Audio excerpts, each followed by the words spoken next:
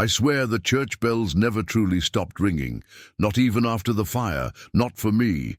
The villagers in Oakhaven, bless their cotton socks, had long since grown accustomed to the silent skeleton of St. Jude's, a Gothic scar against the mild Kentish sky. But for me, Arthur, freshly transplanted from the bustle of London to my late Aunt Mildred's quaint, albeit draughty cottage, the silence of the church was a booming, insistent presence, a void that somehow hummed. I'd inherited the cottage after Mildred passed, a bittersweet affair, exchanging the relentless grind of city life for the gentle, if somewhat melancholic rhythm of rural England. My days were a quiet tapestry of tending Mildred's overgrown rose garden, reading classic novels by the crackling hearth, and long, solitary walks along the winding lanes. It was a life I thought I craved, a respite. Yet the old church, standing forlornly atop a small knoll, always seemed to tug at the corner of my vision, a constant, unsettling neighbour. Its once proud spire was a jagged silhouette against the perpetually grey skies, its roof long collapsed, leaving its nave open to the elements. Locals spoke of a tragic accident decades ago, a fire that gutted the heart of the community, but their hushed tones and averted gazes always hinted at something more profound, something they preferred to leave unspoken. I had initially dismissed the faint, almost imperceptible murmurings as the wind playing tricks through the ancient ruins, a common enough occurrence in old, derelict buildings. A gust catching a loose pane of glass, perhaps, the creak of rotting timbers. But as autumn deepened, bringing with it a pervasive dampness that seeped into the very bones of the cottage, the sounds grew more distinct. It started on a particularly still evening, the kind where the air hung heavy and motionless, devoid of even the slightest breeze. I was in the garden, pruning Mildred's prize-winning fuchsias when I heard it, a soft, collective sound, like a distant choir, a low, resonant hum. It wasn't loud enough to define, yet it was undeniably there, emanating from the direction of St. Jude's. I paused, secateurs mid-air, straining my ears, but it faded as quickly as it had come. I shook my head, attributing it to an overactive imagination, a symptom of too much solitude. "Getting a bit balmy, aren't we, old chap?" I muttered to myself. "You'd think a bit of quiet was all I wanted, wouldn't you? But there's a difference between quiet and that kind of silence, the one that hums with unsung hymns." The incident, however, burrowed its way into my thoughts, a persistent burr under the saddle. The murmurs, once fleeting, began to reoccur almost nightly. They were no longer random atmospheric sounds. They coalesced, gaining a rhythmic quality, a cadence that was unmistakably human. Prayers, I realized with a jolt that sent a shiver down my spine. Faint, ethereal yet undeniably prayers, drifting from the skeletal remains of St. Jude's. I'd never been a particularly religious man, but the sheer unexpectedness of hearing what sounded like a spectral congregation chanting from a burnt-out church was enough to send my rational mind into a spiraling disbelief.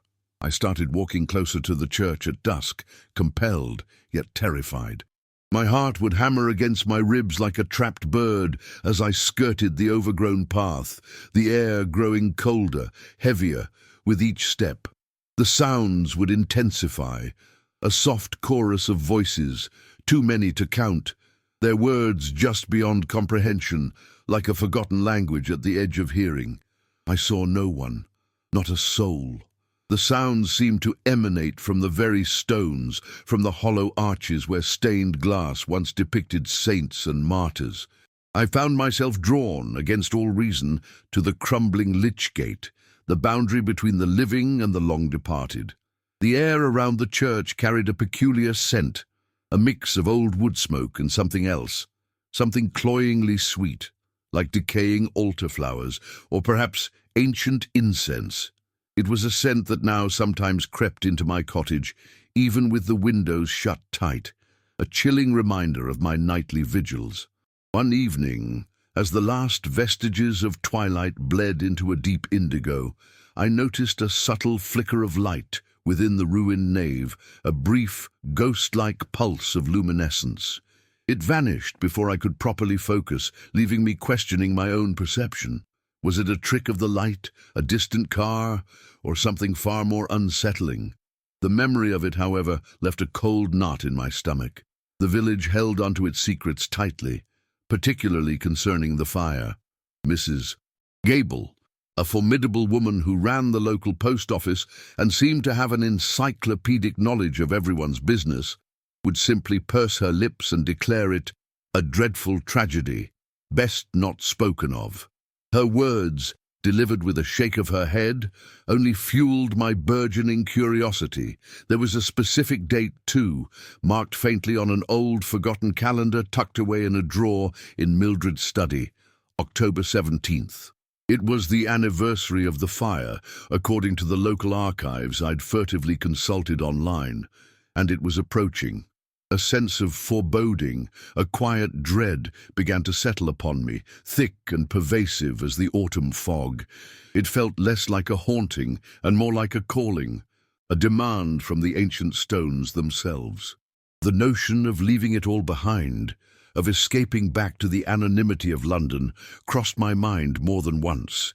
But a strange, almost magnetic pull kept me rooted, trapped between fear and a burgeoning fascination. My nocturnal excursions to St. Jude's grew bolder, my obsession deepening with each passing night. I no longer merely skirted the perimeter. I ventured closer, standing at the edge of the overgrown graveyard, listening intently. The prayers from the church were now clearer, no longer just a vague hum. They were distinct, rhythmic, sometimes sounding like a single anguished voice rising above a low chorus, then fading, then returning with a renewed urgency. They seemed to be calling for something or someone, and I felt an inexplicable dread that I was that someone. One rainy afternoon, whilst rummaging through a dusty box of Mildred's belongings in the attic, searching for a forgotten umbrella, my fingers brushed against a small, leather-bound book. It was an old prayer book, its pages yellowed and brittle, bearing the faint inscription, St. Jude's Parish, on its worn cover. A shiver ran through me. Flipping through its pages, I discovered something even more unsettling. Fragments of the prayers I'd been hearing, written in archaic language, now stood out to me, resonating with a disturbing familiarity. There were sections dedicated to atonement, to repentance, to a plea for divine mercy. A strange connection formed within me, a brief, unsettling sense of understanding. It was as if I could almost predict the cadence of the spectral liturgy, the rise and fall of the unseen voices. In a moment of sheer, irrational desperation, I decided to test this nascent connection. One evening, under the pale glow of a sliver of moon, I walked to the edge of the churchyard, the prayer book clutched tightly in my damp hand. As the spectral prayers began their mournful chorus, I opened the book and, in a voice barely above a whisper, began to read aloud, reciting the words that I now recognized from the ancient tome. For a fleeting, terrifying moment, the sounds seemed to intensify, surging around me like an invisible tide. Then, just as abruptly, they ceased. The sudden silence was absolute, chilling, more profound than any silence I had ever known. I felt a momentary rush of false agency, a misguided sense of control. Had I, through my utterance, quieted them? Had I somehow communicated? The relief was immense, but it was quickly overshadowed by a deeper, more unsettling realization. This wasn't just a random haunting. It was specific. It was personal. The micro-triggers, those small, unsettling jolts, became more frequent, more insistent. The prayer book, which I now kept by my bedside, seemed to have a life of its own.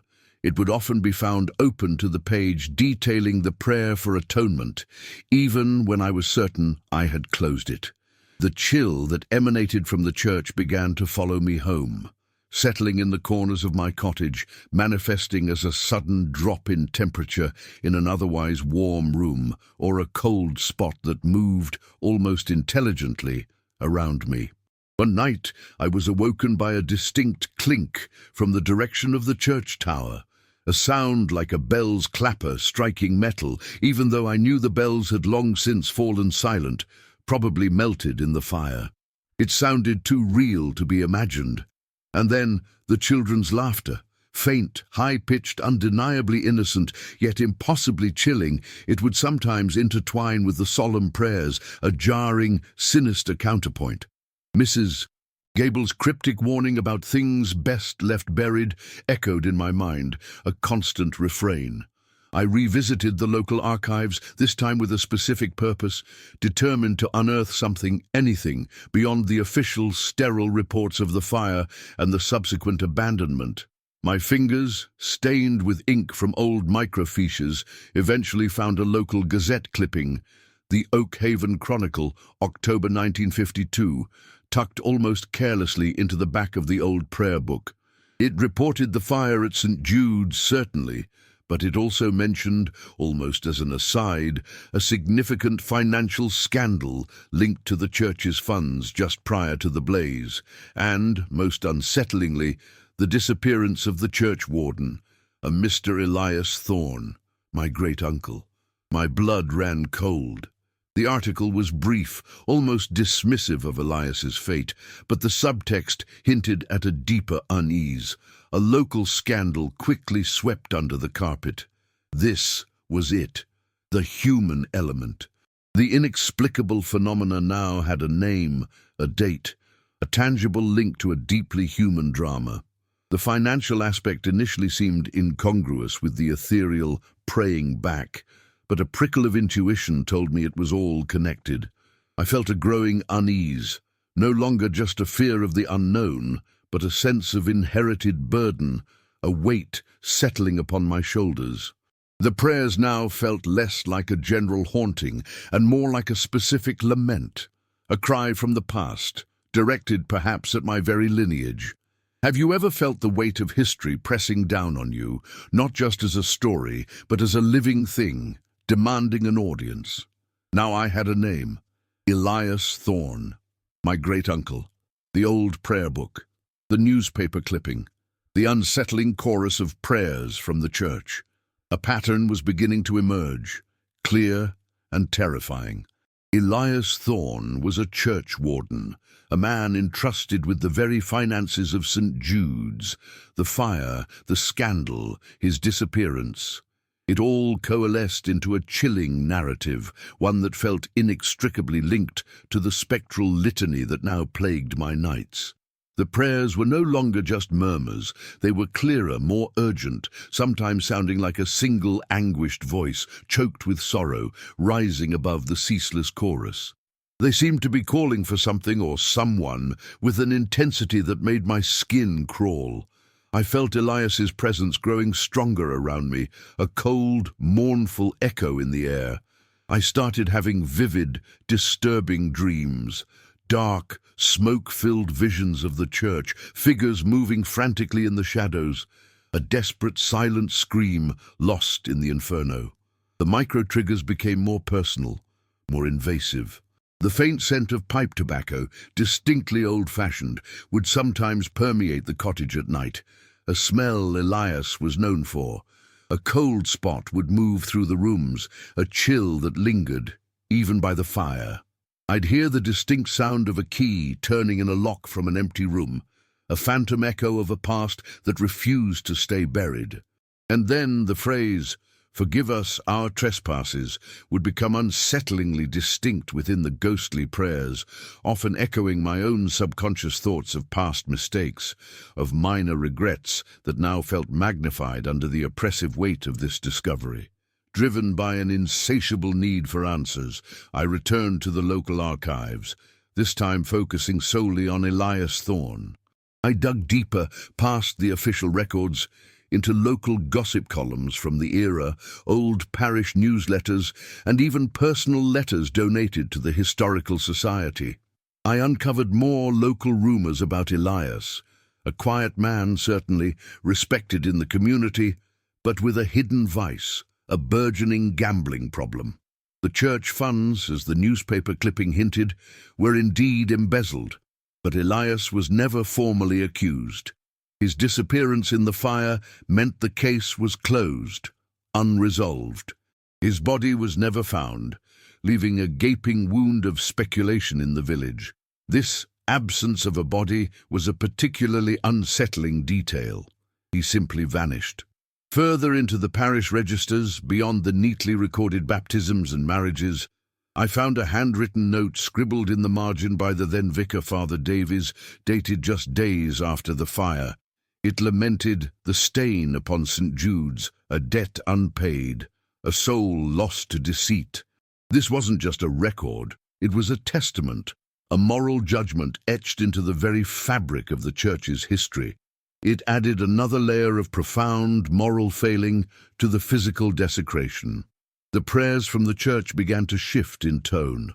They were no longer solely prayers of devotion. Sometimes they sounded less like pleas for forgiveness and more like accusations, pointed and resonant.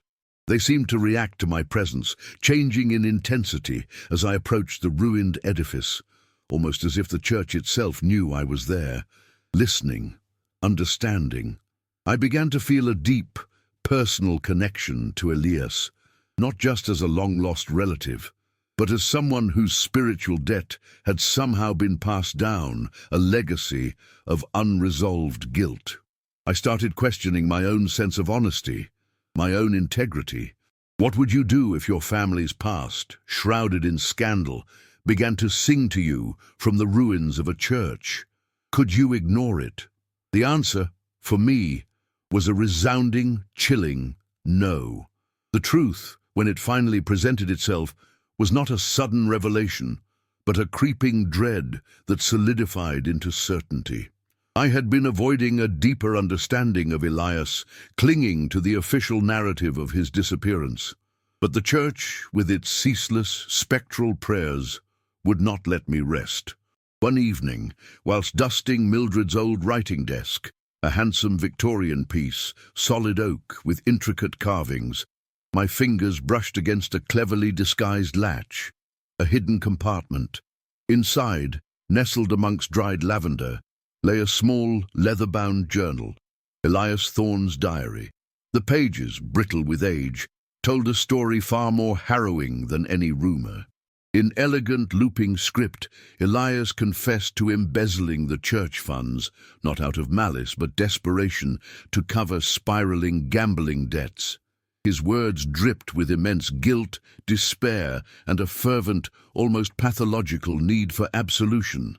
He wrote of a plan, a terrible, misguided plan, to cleanse the church through an act of fire, believing it would somehow erase the stain he had brought upon its sacred stones.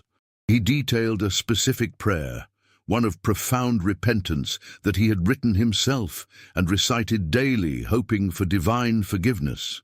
As I read it, a cold wave of recognition washed over me. This prayer, these were the very words I had been hearing, night after night from the ruined church. Elias hadn't died in the fire. He had orchestrated it, then vanished, leaving behind not a body, but an echoing, unending prayer for atonement, trapped within the very sacred space he had defiled. This revelation was deeply personal, cutting through the centuries and settling in my bones. It wasn't just a ghost story. It was a family secret, a generational wound, and his guilt was now resonating with me. The mystery wasn't merely about a haunted church. It was about the enduring legacy of sin and repentance. The micro-triggers now felt like direct assaults on my psyche. The diary entries mentioned specific objects in the church. A statue of St. Jude that once stood by the altar, a particular patterned floor tile near the chancel steps, and I felt an inexplicable compulsion to find them, to see them through Elias's tormented eyes. The prayers from the church when I returned, now clearly articulated lines from Elias's diary, his desperate pleas for mercy, his crushing regret. I felt a strange burning sensation on my hands, as if mirroring the guilt that consumed Elias, a phantom echo of the flames he had summoned. I started sleepwalking, or at least waking up to find myself halfway towards the church in the dead of night, drawn by an invisible thread. The weight of this knowledge, this shared burden, was immense. I felt a visceral, almost painful connection to Elias's torment. I began to understand that the prayers weren't just an echo of the past, but an active, continuous act of penance, an unending plea for absolution. The church wasn't just praying back, it was praying through Elias, and now perhaps through me. I felt Elias's desperate desire for an end to the torment, a final resolution to his spiritual agony. I understood the profound regret that had driven him to such a terrible act, and then to a lifelong penance. The internal conflict intensified, twisting in my gut. Did I try to silence the prayers, to somehow exorcise this generational haunting, or did I, in some profound way, complete Elias's penance? You wonder if some sins are too heavy to ever truly be forgiven, don't you? If they just hang in the air, waiting for someone to finally carry them to make amends. This was more than a story now. It was my story, intertwined with the spectral lament of St. Jude's. My emotional discovery was a slow, painful awakening, like rising from a deep, troubled sleep. The mystery, I realized with a chilling clarity, wasn't solely about Elias's guilt, but about my own. The praying back hadn't just illuminated my great-uncle's hidden sins, it had inadvertently shone a harsh light on my own.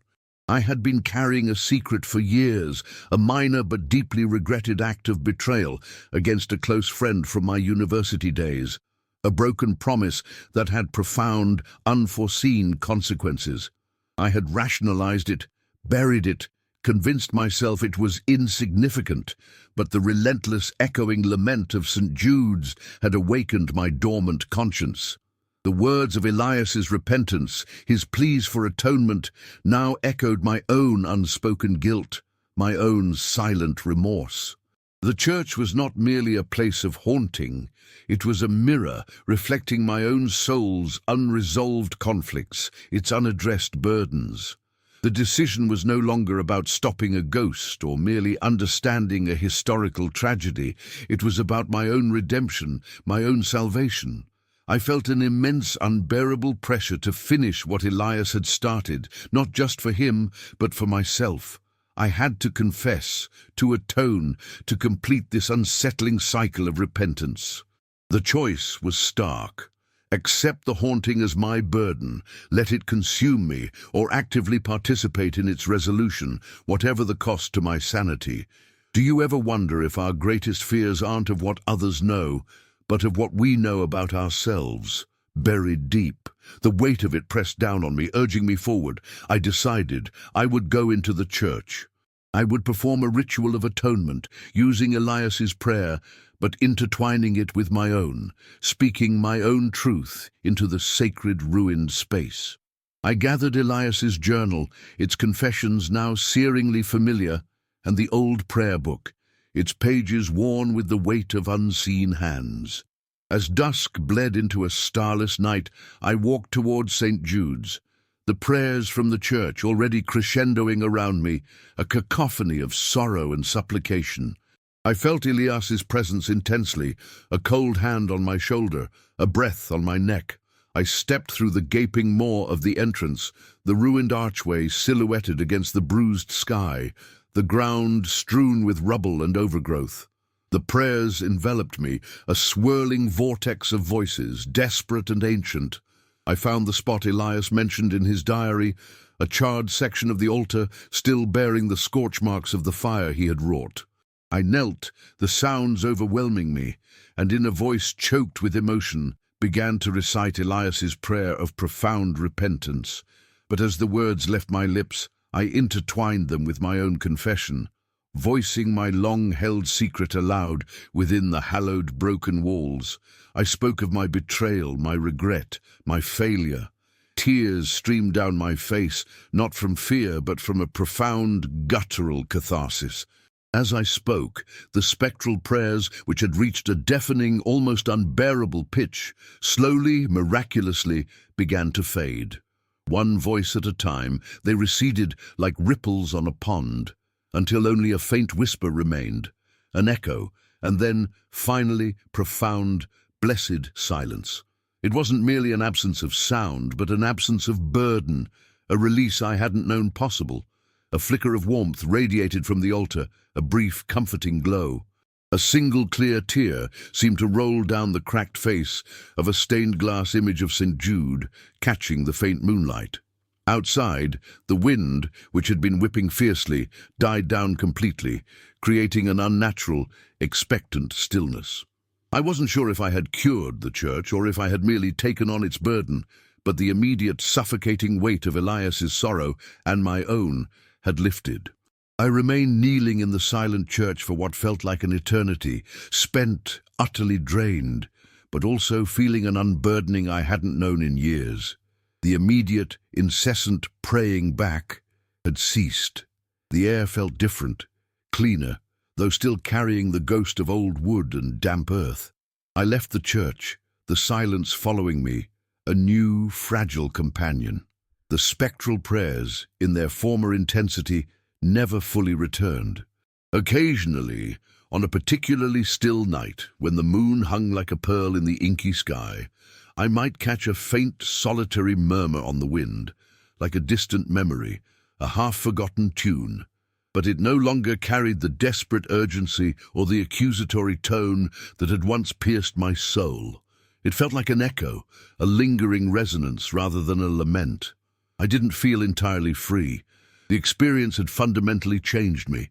I understood with a painful clarity the weight of hidden guilt, the corrosive power of unspoken regret, and the lingering influence of unfinished business. I had accepted Elias's past, his failings, and in doing so, had reconciled with profound, unsettling parts of my own. I placed Elias's journal back in the hidden compartment of the desk, no longer a source of terror, but a solemn testament to human fallibility and the enduring, profound need for atonement. I kept the old prayer book by my bedside, now a personal relic, a reminder of the night I had found my voice in the face of silence. The village still looked at St. Jude's with apprehension, a ruined landmark to be avoided. But I saw it differently. It was no longer just a skeletal ruin. It was a place of quiet, profound history, a repository of human struggle, a testament to the idea that even stones can carry the weight of conscience. The true mystery, I had learned, wasn't just the praying back of the church, but the way it had forced me to confront my own internal landscape, to peel back the layers of denial and self-deception. I had learned that true peace comes not from eradicating the past, but from acknowledging it, from integrating its lessons, however painful, into the fabric of one's present. The silence after the praying back stopped wasn't peaceful in the way I had imagined. It was pregnant with absence, a void where continuous sound had once been. I felt a profound sense of loss, too. Elias's penance might have ended, but the connection, the deep, unsettling understanding, was still there, etched into my very being. I had changed, become more introspective, carrying a quiet wisdom, but also the indelible mark of what I had experienced. The whispers may have faded from St. Jude's, but I know now that some prayers, once uttered, find a way to resonate in the deepest corners of a soul, long after the bells fall silent. And sometimes you find yourself praying along,